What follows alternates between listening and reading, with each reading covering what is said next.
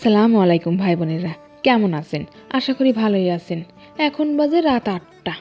শীত কিন্তু ভালোই পড়েছে, তাই মনটা চাচ্ছিল একটু চাপটি পিঠা খাইতে। কি আর করার, জিবলেটারে তো আর বাইন্ধে রাখা যায় না। মনের মধ্যে সবসময় খালি খাই খাই খাই খাই করে। আবার নিজেরে কই, এই সেমরি থাম, এত খাই খাই করলে কি আর জীবন চলে? কিন্তু এখন আর মানতিছে না, তাই আর দেরি না করে চলে গেলাম রান্নাঘরে। এইখানে আমি নিয়েছি আটা আর নিয়েছি চালের গুঁড়ো, মিশিয়ে নিয়েছি। এর মধ্যে দিয়ে দেবো বেশ খানিকটা লবণ। লবণের সাথে ভালো করে মিশিয়ে নিয়ে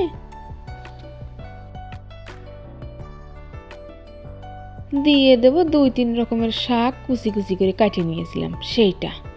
ভালো মজা লাগবে না, খাতি ফাইন স্বাদ লাগবে না। যাই হোক, হালকা পানি দিয়ে মাখিয়ে নেবো এটা।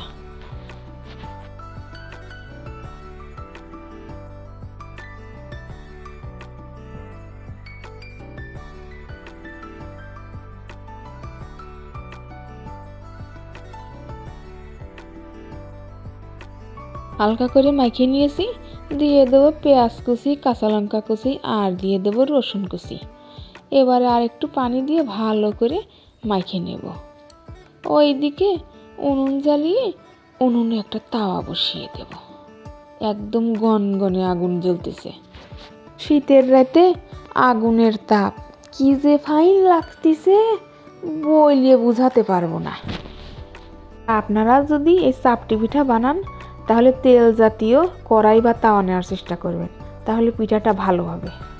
যাই হোক, এবারে আমি এটাকে দিয়ে ছড়িয়ে দেব হাত দিয়ে।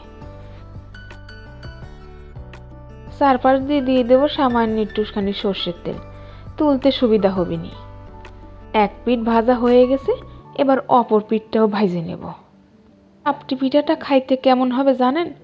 এক পাশে মুচমুচে আর এক পাশে হবে সফট।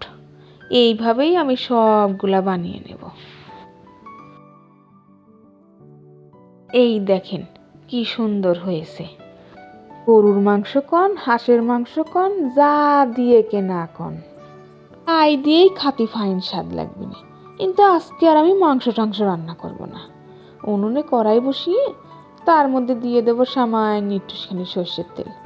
তেল গরম হয়ে আসলি এবারে দিয়ে দেবো একটা ডিম ভেঙে গুলিয়ে নিয়েছিলাম, সেটা। অনেক ক্ষুধা লেগেছে, তাই আর কি ঝটপট রান্নাটা করতেছি। মাংস রান্নার সময় নেই এখন।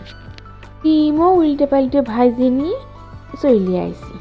এই যে দেখেন, গরম গরম ধোয়া ওটা শীতের রাতে চাপটি পিঠা, লগে আছে ডিম। ওরে কি স্বাদ!